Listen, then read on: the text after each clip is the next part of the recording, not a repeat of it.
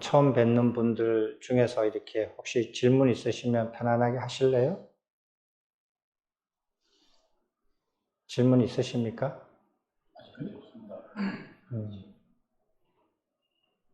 어떤 질문이든지 괜찮습니다. 저 경우를 말씀 올리겠습니다. 제가 오늘 저 데리고 왔다 그 이야기는 제가 첫 주례를 쓴 제자입니다. 예? 첫 주례를 쓴 제자입니다.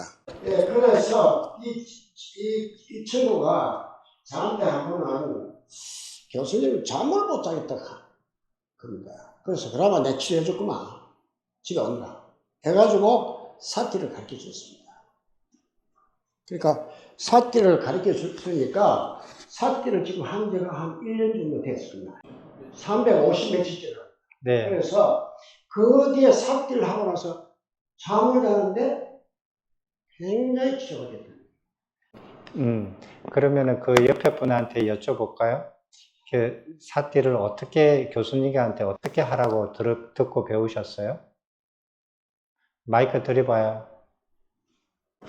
교수님한테 배우고는 일단 제가 그 호흡을 하면서 그 호흡이 내 몸속으로 들어갔다가 나가는 거 그거를 계속 이렇게 인지를 하라고 교수님 말씀하셔서 그거를 좀 집중적으로 계속 하고 있는데 아직까지는 그 호흡을 할 때도 계속 딴 생각도 좀 생각도 계속 많이 나고 그래서 아직까지는 뭐 한참 모르는 것 같고 그래서 계속 일단 매일 아침 저녁으로 할 수 있는 만큼 얼마 정도 하십니까?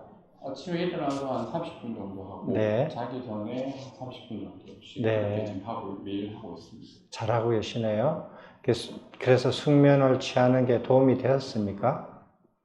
네, 상당히 많이 도움이 됐던 것 같습니다. 네. 네. 그게 왜 숙면을 취하는 데 도움이 되는지 아십니까? 그러니까 일단 제가 생각하기로는 그 여러 가지 잡생각이나 이런 것들을 다 내려 이렇게 놓는 그런 과정을 거치게 되니까 일단 마음이 좀 차분해지면서 이렇게 안정이 되니까 아마 잠을 잘 수 있지 않나 그렇게. 혹시 낮에 직장은 무슨 일을 하세요? 지금 애들 가르치는 학원하고 있어요. 아, 그러시군요. 네. 그래요. 사람들마다 조금씩 다르지만, 그 직장에 따라서 조금 다를 수도 있고, 그분의 성격에 따라서 조금 다를 수 있지만, 사람들은 하루에 살면서 어떻게 하느냐면, 머리를 엄청나게 사유를 많이 해요. 많이 돌려요. 머리를 쓰는 사람들도 그렇고, 어쨌든지 이렇게 그 머리를 작동을 풀로 시키거든요. 풀로 시켜서 일을 마치고 집으로 돌아오시면은 이렇게 이제 몸이 피곤하고 이제 잘 시간이 돼서 자고 싶어도 그 머리가 이 돌던 게 멈추지를 않아요. 자기가 원하지 않아도 계속 돌아가요. 그러니까 자동차가 이렇게 많이 빠른 속도로 달리다가 딱 서 있는데 엔진을 끄지 않고 가만히 세워두면 헛도는 거 있잖아요. 그것처럼 계속 돌아요, 머리가. 그렇게 돼서 몸이 누워있으면 그게 잠이 오나요? 안 오죠. 근데 그 도는 것을 식혀줘야 돼요. 식혀줘서 그것이 좀 가라앉으면, 그럼 몸 피곤하니까 누우면 그냥 잠이 와요. 근데 그것을 이렇게 숙면을 취하는 데뿐만 아니라 사람의 사유를 자기가 이렇게 인생에서 생존 경쟁에서 할 수밖에 없는 사유 때문에 활동을 할 수도 있지만, 또 다른 분야는 자기의 업식, 자기의 습관에 따라서 머리를 또 막 돌리는 분들이 있어요. 예를 들어서 직업 때문에, 생존 때문에 머리를 많이 쓰시는 분도 있지만, 그러지 않고도 머리를 한쪽으로 많이 돌리거든요, 사람들이. 그런 분들이 있어요. 많아요. 그런 분들은 그것 때문에 안 해도 먹고 사는데도 불구하고 그걸 계속해요. 그래서 그것 때문에 이제 문제가 생기기도 하거든요. 그런 것들의 이 사유작용을 쉽게 말하면 자기가 컨트롤할 방법을 모르는 거예요. 사용은 할 줄 아는데 그거를 스탑 시킬 수를 몰라요.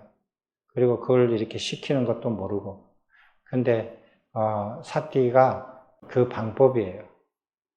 그 방법이라서 사유를 자기가 어떤 이유로든지 간에 자기가 풀로 가동시켰던 사유를 이렇게 시키고 가라앉히고 멈추게 할 수 있는 그 방법 말고는 없거든요. 네, 그래서 숙면도 취할 수 있고 건강도 회복할 수 있고 그리고 사람이 생각이 복잡해서 이제 한 것을 좀 벗어나서 고요하게 살 수 있는 그 입구로 이제 들어갈 수 있는 거죠. 그리고 그렇게 하지 않으면 그렇게 하지 않고 죽으면 그것도 별로예요. 또 다른 질문 있으십니까? 네네. 저는 종이학교 금융학교 교사로 하다가 2011년도 교장으로 퇴직한 현직체입니다. 아까 선생님 말씀 중에 제가 생각과 너무 좀 다르서 일본도 혼란을 가지 않는데 이런 생각도 제가 아는 견해는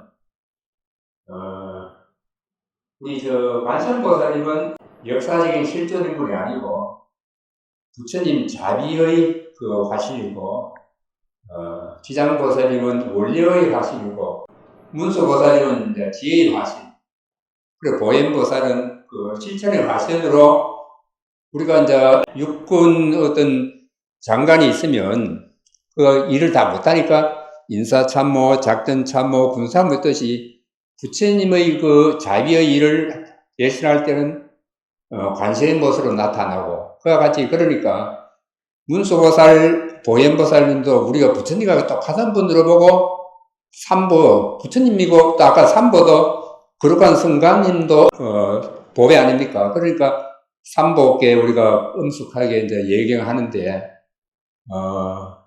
그 관세음보살이가 지장보살님은 부처님의 화신인데 그래서 저는 아까 스님께서 예배의 대상이 좀 곤란하다 하는 것이 이해가 잘 안 갑니다. 네. 그게 질문입니까? 예. 예. 교장 선생님, 잘 들으세요. 예. 그것이 사견입니다. 지금 교장 선생님께서 말씀하신 그게 사견이에요.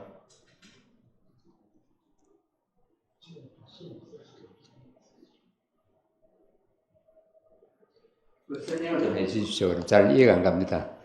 저는 정견을 설명해드려도 사견은 설명하지 않습니다. 정견을 공부하시면 사견은 저절로 알아줘요. 그 일반 그 불교책은 전부 다 그렇게 알고 배우고 있는데 저는 예. 그게 잘못됐단 말입니까? 예. 그 일반이 알고 있는, 저도 그걸 알고 출가를 해서, 처음 출가해서 처음 10여 년, 20년 가까이 그렇게 그게 진짜인 줄 알고 정말 열심히 살았죠. 근데 그것이 사견이었습니다. 우리 대한민국 모든 불자들은 관음진에 가서 지극히 기도 참배 안 합니까? 그러면 그 참배하는 것도 안 맞단 말입니까? 예. 그것도 사견입니다. 조금 그럼 일반의 대부분의 불교하고 스님하고 생각은 좀 괴리가 많이 나는 것 같는데 제가 알기로는 엄청납니다. 그러니까 좀 저는 이해가 잘 안 갑니다. 예, 이해가 안 가시니까 예. 훌륭하신 교장 선생님께서 책으로 이렇게 쫙 설명이 되어 있으니까 그걸 차근차근하게 읽어보시면 어떻게 차이가 나는지, 얼마나 차이 나는지, 그게 왜 달라졌는지 그런 부분에 대해서 충분히 이해하시리라고 생각이 듭니다. 읽어보시면 아실 겁니다. 네, 알겠습니다. 예전에는 제가 이런 희망을 가지지 않았어요. 제가 수트라를 이렇게 출판하고 나서는 80억 인구 중에서 수트라를 읽고 그것을 바르게 이해할 수 있는 사람은 이 한 손가락 안에도 들지 않을 거다라고 제가 예측을 했어요. 그래서 저는 그때 이제 사람들한테 그걸 설명하거나 그것을 바르게 이해시키려고 애를 안 썼어요. 근데 그리고 나서 세월이 지금 한 10년이 지났거든요. 근데 여기 이 책은 그 중고등학교를 졸업한 사람이면 누구든지 읽고 이해할 수 있어요. 근데 이 책이 5권으로 나와요. 지금 1권, 2권 나왔지만 3권, 4권, 5권도 나옵니다. 그래서 3권, 4권, 5권도 쭉 읽어보시면 이제 그 부처님께서 무엇을 말씀하셨는지 이렇게 이제 알게 돼요. 알게 되는데, 그러면은 내가 지금까지 알고 있는 것과 그 부처님께서 이렇게 그 직접 설하신 경전 내용과 얼마만큼 엄청나게 차이가 나는데, 이것을 과연 그 차이를 알면은 말이 안 나와요. 왜? 황당하니까.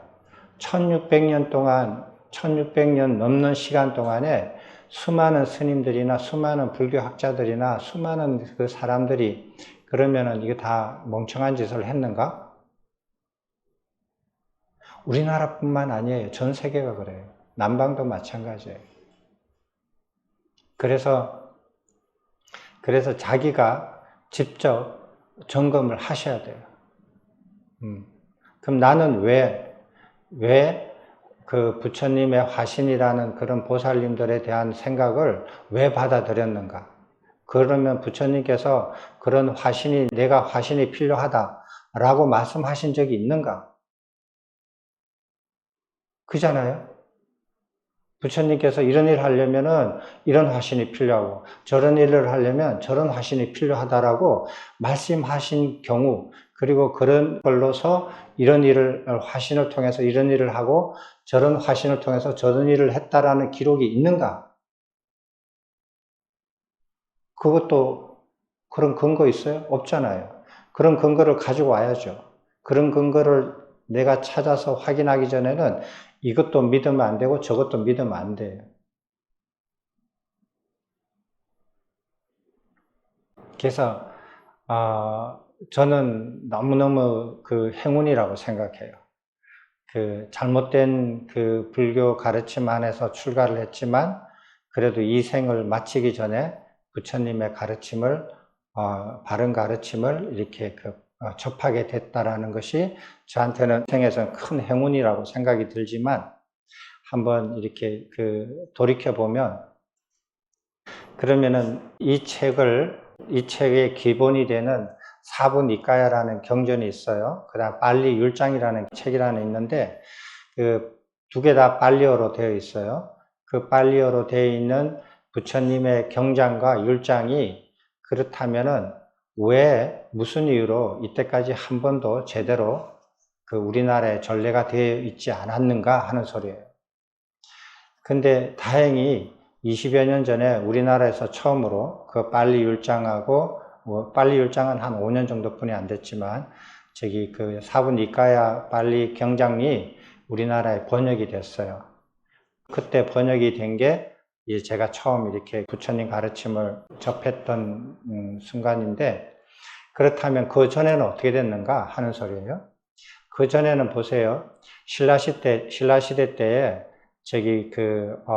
인도까지 갔어요.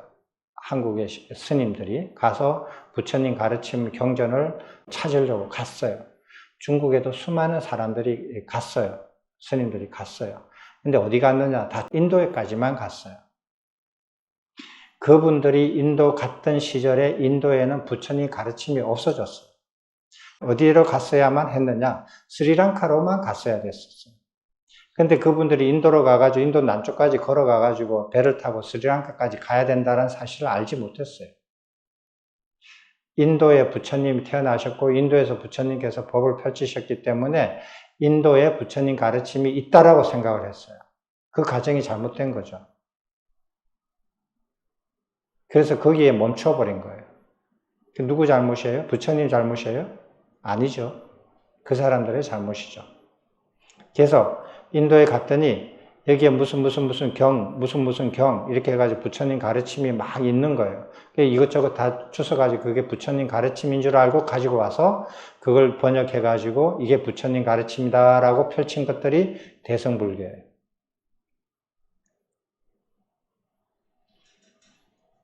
그렇다면은 중국에도 그렇고 한국에도 그렇고 저기 그 일본에도 그렇고 빨리 율장이 들어온 거는 일본에서는 저기 2차 대전 전인가 그쯤 돼서 남전경전이라고 그 빨리 경전을 번역해 가지고 만들었어요. 그때 이제 받아들였는데 우리나라는 좀 늦었죠. 늦었지만은 그래도 다행히 내가 죽기 전에 여기 그 몇 분이서 그걸 소개해 가지고 번역을 해서 공부할 수 있었어요. 여러분도 그 책을 읽어보세요. 읽어보시면은 북방불교에서 말하는 그 흔히 말하는 대승경전하고 완전히 달라요. 저는 이제 그 니카야 사부경전을 공부하기 전에 그 동국대학에 10여 년 다니면서 대학원을 다니면서 경전들을 공부하고 저기 조사어록들을 공부하고 그러면서 많은 책을 접하고 많은 스님들을 접했거든요. 교수들도 접하면서.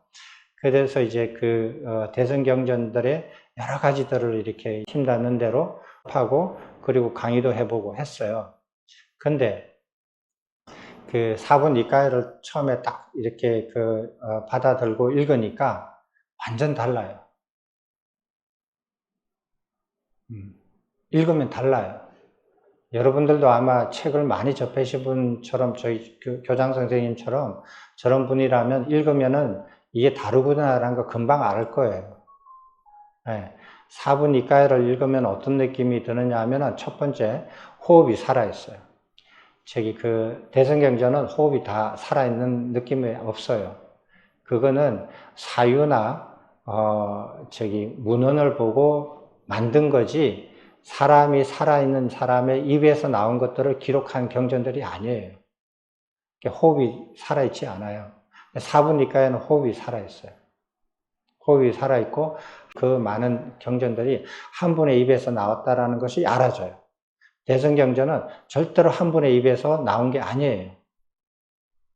제가 이렇게까지 표현한 적이 있거든요. 서울에 어디서 이렇게 표현을 했죠. 대승경전이 만약에 한 사람의 입에서 나온 경전들을 쭉 이렇게 펼쳐놓은 거라면은 그 사람은 두 가지 가능성이다. 하나의 가능성은 미친놈이든지 두 번째 가능성은 미치지 않았으면은 입이 여러 개 달린 사람이다. 라고요. 다 읽어보시지 않으셨죠? 환경도 안 읽으시고 법화경도 안 읽어보고 다 안 읽어보셨죠? 그거 다 읽어보세요. 건강경만 읽지 마시고 천속이나 반야신경만 달달달 외워서 안다라고 하지 마시고 우리가 알고 있는 대승경전 쭉 다 읽어보라고요. 이런 느낌을 지울 수가 없어요. 근데 사람들은 불자라고 하면서 대승경전을 많이 이렇게 하면서 실제로 대승경전을 안 읽어봐요. 스님들도 안 읽어보고. 많이 안 읽어봐요. 그럼 뭐를 읽었냐? 자기가 좋아하는 경전 한두 개만 읽어요. 그 말이 되느냐고요. 그렇게 한두 개만 읽으면은 이것이 잘못됐는지 안 잘못됐는지 어떻게 아느냐. 전부 다 읽어봐야지. 환경도 전부 다 읽어보려면 그거 며칠 걸리는데 그거 다 읽어보시겠어요? 그리고 이 사부 니카야 경전이 있거든요. 그 A4 용지로 11 폰트 사이즈로 라인 간격이 160%로 하면 3,000페이지가 나와요. 그래서 그걸 한번 쭉 다 읽으려면 여러분 굉장히 속독하시는 분들이 그거 하루에 8시간 읽으면은 며칠 걸린지 아세요? 저는 그걸 이렇게 지금은 그렇게 못 읽어요. 한 몇 년 전에 빨리 읽었을 때는 책을 이렇게 펴잖아요. 책을 이렇게 펴서 이렇게 읽으면은 그거 절대로 다 못 읽어요. 이렇게 읽어도 다 못 읽어요. 시간이 너무 많이 걸려서. 이렇게 읽어야 돼요. 이렇게 읽으면 일주일에 다 읽어요. 딴짓 안 하고. 그렇게 해서 저는 수십 번을 읽었어요. 그래서 저는 지금은 그런 생각이 들어요. 인구 80억 중에서 부처님의 빨리 율장과 경장을 저만큼 많이 읽은 사람은 없을 거라고. 외우는 거하고는 차원이 달라요. 달달달 외운다 하더라도 그 내용은 몰라요. 국민교육 헌장 낭독 다 외웠잖아요. 그 내용 알아요? 모르죠. 또 질문해 보세요. 이권 586페이지. 그게 존자 발음도 잘 안 됩니다. 딘마 단나 비군인데 이분이 그 출가 전 남편한테 그 한 법문입니다. 네. 586페이지. 거기에 삼행을 설명을 했습니다. 네. 삼행에 이게 내용이 있으니 저희들이 지금까지 접해왔던 삼행하고는 네. 굉장히 차이가 많이 있습니다. 선생님. 네. 첫째 하나는 이게 시간이 하나만 네. 하겠습니다. 시간이 네. 많이. 네. 네. 첫째 몸의 행을 설명하면서 들쑥날숨이라고 그분이 이야기를 했습니다. 네. 들쑥날숨은 왜 이것만 말씀하셨는지. 아, 그래요. 또요. 그 다음 두 번째. 네. 세 번째는 뭐 그렇고. 두 번째가 입의 행이 일으킨 생각 지속적인 고찰입니다. 이거는 삽기의 정형구입니다. 네. 그런데 왜 어째 이게 입의 행이 되는지 이게 굉장히 여기 막히가 지금 이거는 예. 못 나오고 있습니다. 예, 그렇군요. 또요. 그 다음에 마음의 행위인데 이거는 다음. 네. 여기 참 재밌는 이렇게 경전인데, 담마딘나라는 비구니 스님이세요. 이 비구니 스님이 남편이 위사카인데, 그 라자가의 왕사성에 부처님께서 처음 이렇게 정각을 이루시고 들어가셨을 때, 그 빈비사라 왕 옆에서 같이 초청을 받은 장자예요. 부자 장자예요. 뭐 계급은 높지 않지만 빈비사라에서 돈을 많이 번 장자예요. 그래서 왕이 그 부처님을 모시고 왕궁에서 설법을 요청을 했을 때 이렇게 여러 사람들을 초청을 같이 했어요. 같이 했는데 그 나라에서 손꼽히는 재벌이라서 초대를 받아서 가서 들었어요. 그래가지고 그 부처님의 그 설법을 이렇게 그 기회 때마다 들었어요. 들었는데 듣고 난 다음에 그 제가자가 불안가를 성취하셨어요. 불안가를 성취하셨는데, 보세요. 뭐 닦아야만이 그 과일을 이룬다라고 생각하시거든요. 그거 아니에요. 아니에요. 알고 행하면은 즉각 성취가 돼요. 이 마음 의식으로 하는 거라서 그래요. 몸으로 하는 거 아니에요. 그래서 부처님의 설법을 잘 듣고 깊이 생각하고 그 다음에 그것을 깊이 받아들이는 순간 자기가 그것을 이게 옳고 이게 그러구나 라고 아는 순간 사람이 바뀌어요. 그 장자가 불안가를 성취하셨는데 불안가를 성취하고 난 다음에 본인을 이제 그래도 벌려놓은 사업들이 있어서 출가는 못하고 이렇게 이제 부인을 불렀어요. 부인을 불러가지고 부인이 그 변화 과정을 제일 많이 알았을 거 아니에요? 그래서 부인한테 너가 원하는 대로 해주마. 너 이렇게 고향에 돌아가서 편하게 여생을 보내고 싶다면 고향에 돌아가서 편안하게 보낼 수 있도록 내가 재산을 크게 떼어주마. 여기서 여생을 보내고 싶으면 여기서 여생을 보내도 된다. 또 혹은 마음에 드는 남성이 있으면 누구든지 얘기해라. 그럼 그 사람하고 너가 원하는 그런 곳에 살 수 있게끔 내가 재산을 넉넉하게 되어주마. 원하는 대로 해라. 뭐를 원하느냐? 이렇게 했어요. 나는 이제 그 남편 역할을 할 수가 없다. 할 수가 없으니까 그렇게 원하는 대로 해라. 부인이 그걸 이렇게 남편이 변해가는 과정을 보고 뭐를 원했느냐면은 나는 출가하겠어. 그러니까 남편이 좋아했어요. 그래가지고 남편이 그 얘기를 듣고 좋아해가지고 허락을 해주는데 조금만 기다려라. 그래서 왕을 찾아갔어요. 빈비사라 왕을 찾아가지고 빈비사라 왕의 세 번째 왕비인가? 케마 왕비가 출가를 했어요. 출가를 할 때 그 스토리도 재밌거든요. 그건 언제 다음에 얘기하기로 하고. 근데 그 왕비를 출가를 시킬 때 빈비사라 왕이 어떻게 했느냐면 황금으로 만든 가마를 만들어서 그 가마에 케마 왕비를 태워서 그 왕사성의 골목골목마다 다 다니고 풍악을 울리면서 다니게 하면서 사람들한테 경배받게 하고 그것을 즐겁게 해서 그 가마가 도성을 곳곳이 누비고 난 다음에 중림정사로 가서 출가를 했어요. 그래가지고 남편이 왕한테 찾아가서 그 안 사람도 출가를 하려고 합니다. 그 가마 좀 빌려주시오. 그랬어요. 그랬더니 왕이 아이고 이게 같은 그 호라비들의 오늘 왕은 다른 부인이 있었지만 그 마음을 인정을 해서 좋다. 그 황금 가마를 빌려주마 해서 줬어요.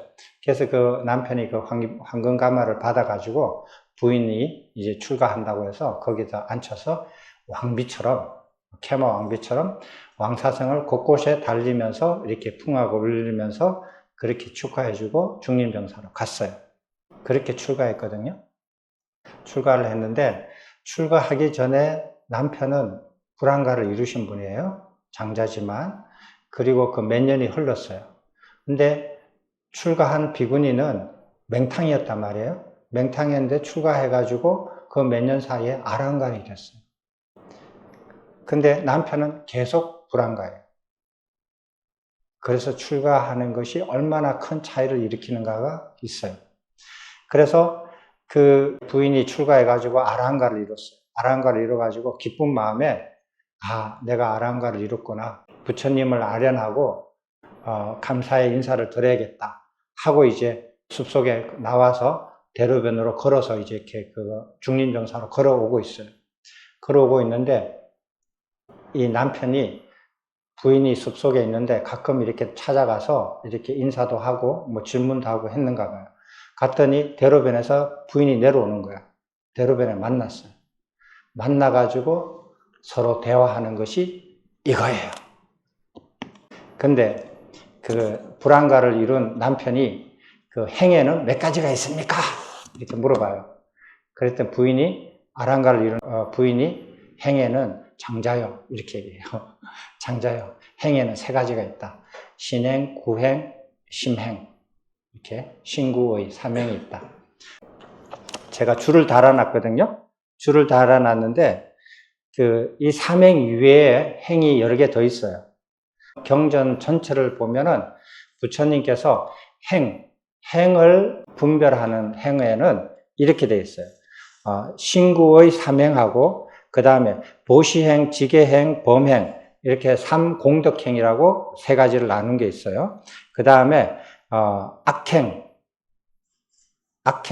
선행, 악행과 선행을 골고루 짓는 행, 그 다음에 범행 이렇게 해서 네 가지 행을 구별하신 경우도 있어요. 그 다음에 또 뭐가 있죠?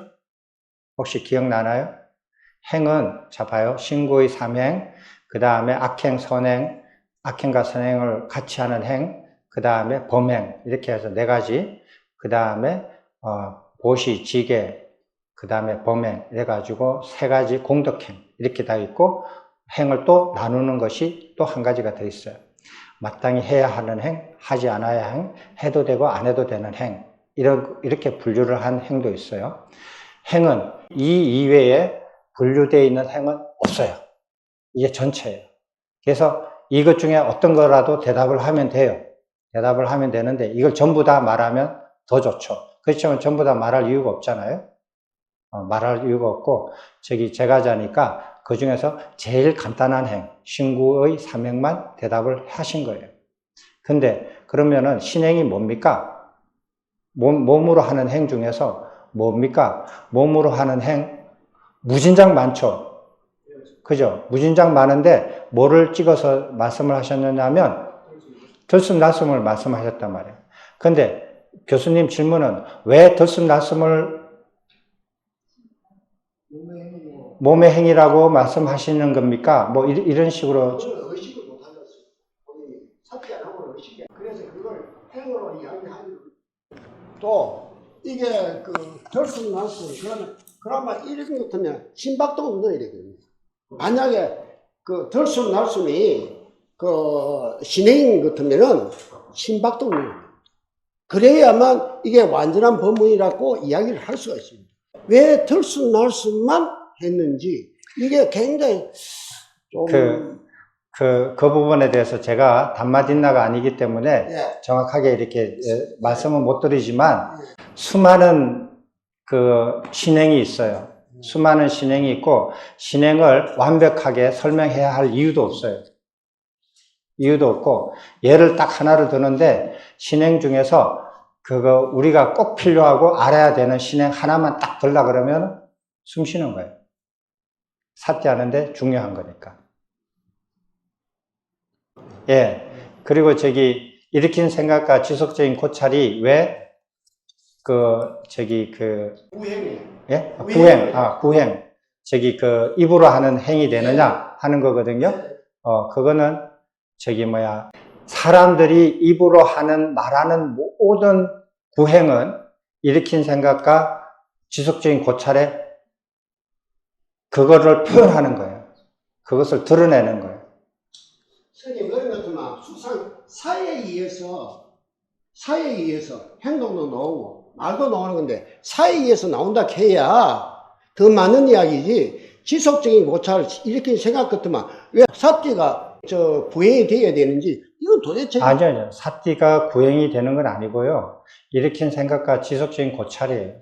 아니 그거고 이게 그래서 신행을 한번 찾아봤어요. 마지막이니까야 61번경인가 부처님께서 자기 아들 라울라 존자한테 한 이야기를 보니까 네. 이 내용은 굉장히 틀립니다. 거기는 어떻게 되어 있습니까? 그거는요, 지금 말하는 제가 말씀드린 네. 수상사에 의해서, 사에 의해서, 상이나 수나 상이나 사에 의해서 나오는 나오는 몸의 행위, 그런 거로 나와 있습니다. 그래서 이게 지금 여섯 스님 한번 뒤에 가서 저도 이게 시간이 너무 없어가지고 읽고 아직 정확한 그걸 모시 이상해서 그래서 오늘 한번 그래. 저는 저도 이렇게 조금 더 이렇게 한번 이렇게 가서 들여다보겠지만 교수님께서 한번 잘 살펴보십시오. 이때는 어떤 상태냐면 아라한가를 이루고 난 다음에 그 기쁨이 가득 찬 상태에서 이제 부처님을 뵈러 가면서 이제 장자가 질문하는 거에 대해서 간단하게 대답해 주는 상황이거든요. 그래서 그렇게 보시면은 좋을 것 같아요. 네. 아닙니다. 또 질문 있으십니까? 처음 오신 분들을 중에서 질문하시면 좋을 것 같은데. 시간이 있으면 아니에요. 저는 밤새워도 할 수 있습니다. 없습니까? 책을 읽어보고 안 읽어가지고. 그래요? 예. 안 읽어도 평상시에 궁금한 것도 있을 거 아니에요. 불교에 대해서도 궁금한 거 있고, 조금 혼란스럽게. 네, 불교 외적인 것도 궁금하신 것도 있을 테고. 스님 제일 처음 말씀하신 부분 시작으로 해서 아까 과장선생님 말씀하신 부분 저희 조금 혼란스럽기는 하거든요. 그래서 제가 책을 읽어봐야 스님하고 또 질문이 또 다른 질문이 좀 생길 것 같습니다. 그래요. 꼭 읽어보시기 바랍니다. 그래서 이제 시간이 거의 다른 질문 돌아가면서 이런 질문 해야 되는데 그렇게 하지 마시고 지금도 괜찮아요. 질문하셔도 돼요. 마지막 순간까지. 질문 있으셔요?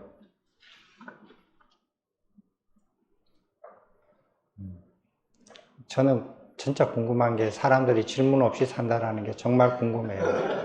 그리고 질문 없이 이렇게 시간을 내서 몸을 이렇게까지 왔다 간다라는 것도 이해가 안 돼요. 저는 그게 진짜 궁금해요. 근데 어쩔 수 없죠. 질문 안 하시는 걸 제가 억지로 이렇게 걸레 짜듯이 짜가지고 질문을 강제로 시킬 수는 없는 거고. 해보셔요. 금방 질문하신 교수님의 내용을 보면 저는 초선에서 일으킨 생각과 지속적인 고찰이 구행이라고 그 생각하는 게 그 초선에 들어가면 나중에 초선을 성취하면 언어 정멸인 단계가 온다고 공부를 했거든요. 그래서 그것이 그 구행이라고 저는 생각이 들어가지고 그게 맞는지 오늘 준비는 없어지는데 언어에 대한 생각이 그거는 저기 두 분이서 따로 만나서서 해결 보셔야 될 것 같은데요. 맞지만 네, 알겠습니다. 네. 여기 보시면은 이하고 차이가 굉장히 네. 있습니다. 저도 처음에는 수트라스 쓸 때는 일으킨 생각과 지속적인 고찰을 그게 무슨 말인지 잘 몰라가지고 엄청 고민을 했었어요. 그래서 이제 제가 나름대로 이렇게 그 파악한 것과 이렇게 그렇게 해서 이렇게 해석을 하면 가능한 오점이 적을 거다. 완벽하지는 않지만 그렇게 했는데 경전을 계속 보면서 일으킨 생각과 지속적인 고찰에 대한 해설이 거의 없어요. 저기 마치마 D가 이쪽에는 전혀 없어요. 근데 작은 경전을 모아놓은 어떤 경전에는 그것이 해석이 되어 있는 경우가 있어요. 그 해설을 딱 보니까 내가 생각한 게 잘못됐다는 걸 알았거든요. 그래서 그걸 전부 다 고쳤어요. 제 생각도 지워버리고.